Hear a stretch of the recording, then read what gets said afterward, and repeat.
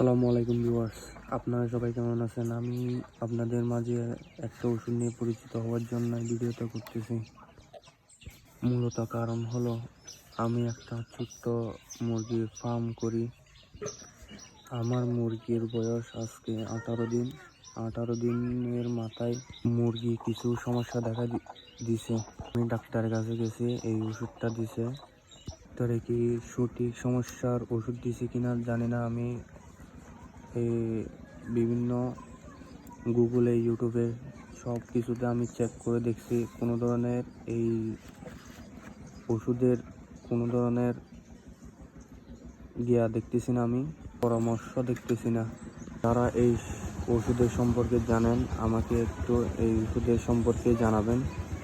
এই ওষুধটা কী জন্য খাওয়াই মুরগিকে, কি সমস্যাটা আপনাদেরকে বলতেছি না।